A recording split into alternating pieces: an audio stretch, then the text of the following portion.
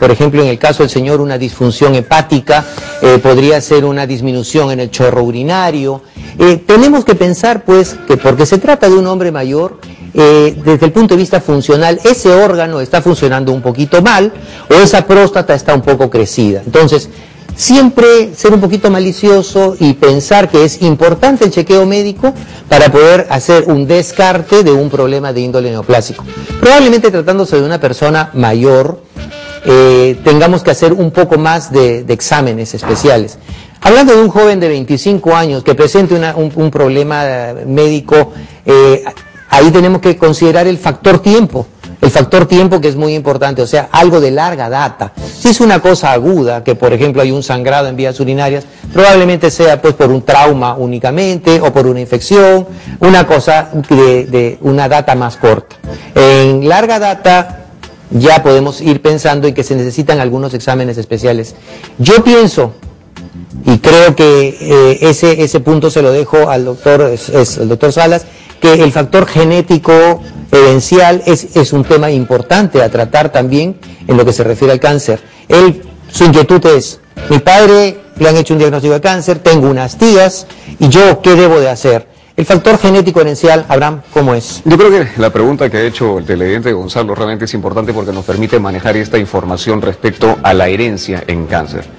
Hay algunos tipos de neoplasias malignas que sí está probado tienen un componente hereditario, es decir, si en el caso de una dama que tiene cáncer de mama, las hijas y las sobrinas o las nietas pueden tener mayor susceptibilidad, es decir, pueden ser que la enfermedad se asiente en ellas con mayor facilidad que aquella mujer que no ha tenido el antecedente familiar. No es precisamente el caso para el cáncer de hígado, pero sí permite el comentario de que el factor hereditario en algunos tipos de neoplasia es muy importante e inclusive Bruno, aceleraría el tiempo en que estos pacientes deben ser evaluados. Si uno tiene mayor número de neoplasias a partir de los 50 o 60 años, en personas que tienen antecedentes, probablemente sea detectado más a tiempo en los 25 o 30 años. O sea, definitivamente es importante y existe un factor genético herencial. En conclusión, es genéticamente heredable el cáncer, o al menos la condición y la predisposición a ello. Tenemos otra llamada telefónica en el aire, amigos. Antes de despedirnos, la última llamada que recibimos. Adelante. Aló, doctor, muy buenos días. Mi consulta es la siguiente, le saluda Ricardo. Mi consulta es, hace unos meses me detectaron unos pequeños quistes en los testículos, en ambos. Unos quistes que, de acuerdo a las personas que me trataron, me dicen que son algo normal y que se pueden llegar a sobrellevar.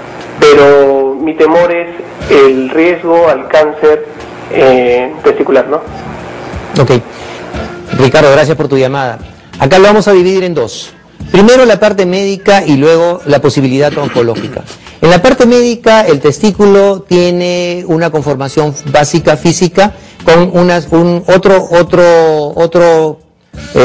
otra parte del testículo que la forma el epidídimo, ¿no es cierto? Y los conductos eferentes, conductos aferentes. Entonces, lo primero que hay que determinar es que médicamente una inflamación del testículo es una orquitis, ¿no? Una epididimitis, o bien puede ser un problema de los conductos eferentes o aferentes. Desde el punto de vista médico hay que diagnosticar bien claramente dónde están colocados esos quistes y si son, qué tipo de quistes son, o si son una masa, porque quistes, al hablar de quistes hablamos de un complemento líquido en su interior. Tenemos que hacer una serie de estudios para ver o no si es que es así. En la parte oncológica, doctor, los quistes, rápidamente para poder terminar, Abraham, posibilidades de malignidad en lo que es la diferencia de quistes o no quistes. No, la lesión, el problema en el testículo es una lesión única, masa sólida. Cuando hablamos de quistes, como bien lo has definido, es un elemento más o menos redondeado, de paredes muy delgadas, con un contenido líquido en el interior, pequeños, y que generalmente son descubiertos por el paciente o por el médico en una evaluación general. El hecho que sean múltiples no le da mayor riesgo, eso en realidad no hay una tendencia a la malignización, es decir, el quiste en algún momento benigno no va a pasar a ser maligno en el tiempo. Lo que sí deberíamos preocuparnos para redondear la respuesta es la presencia de una masa única sólida en uno de los testículos. Ok, entonces son buenas noticias, Ricardo. Aparentemente no es cáncer, pero de todas maneras un estudio a fondo para tu tranquilidad y la tranquilidad de tus familiares. Quiero agradecer en forma especial la asistencia del día de hoy del doctor Abraham Salas Hurtado, médico cirujano, oncólogo del Instituto de Enfermedades Neoplásicas del Perú.